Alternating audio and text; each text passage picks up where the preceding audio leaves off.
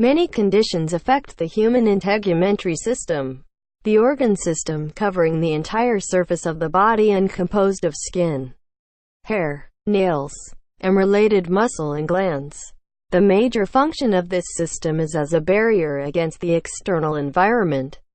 The skin weighs an average of 4 kilograms, covers an area of 2 square meters, and is made of 3 distinct layers: the epidermis, dermis, and subcutaneous tissue. The 2 main types of human skin are glabrous skin, the hairless skin on the palms and soles, also referred to as the palmoplantar surfaces, and hair-bearing skin. Within the latter type, the hairs occur in structures called pilosebaceous units, each with hair follicle, sebaceous gland, and associated arrector pili muscle.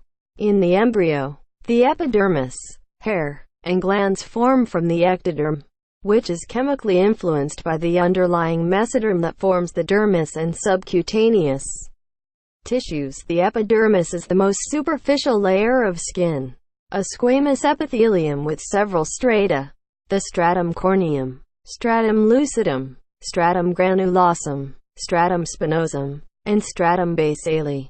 Nourishment is provided to these layers by diffusion from the dermis.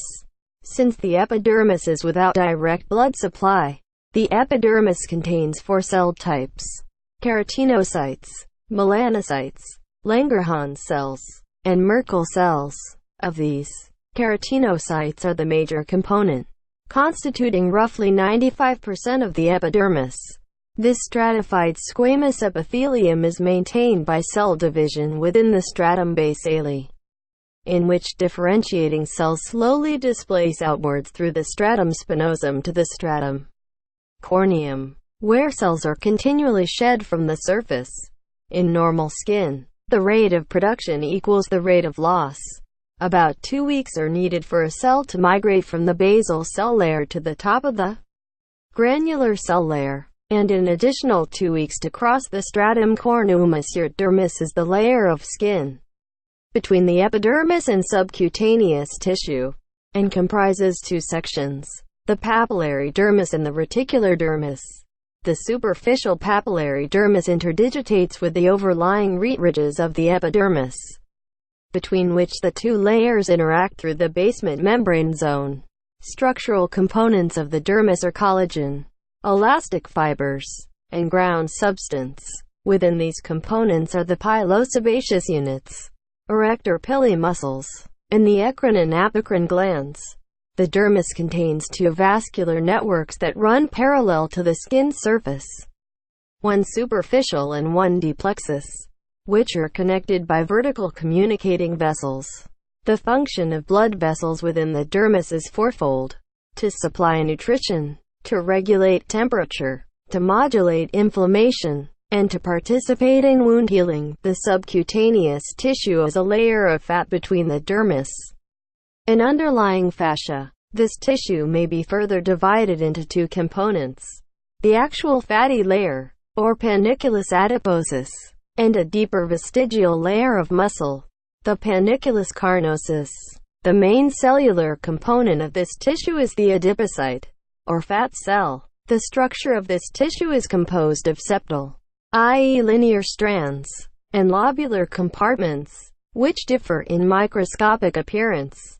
Functionally, the subcutaneous fat insulates the body, absorbs trauma, and serves as a reserve energy source. Conditions of the human integumentary system constitute a broad spectrum of diseases, also known as dermatoses, as well as many non-pathologic states, like, in certain circumstances, melanonychia and racket nails, while only a small number of skin diseases account for most visits to the physician.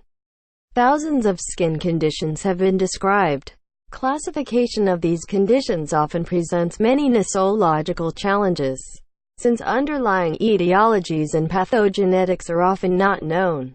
Therefore, most current textbooks present a classification based on location.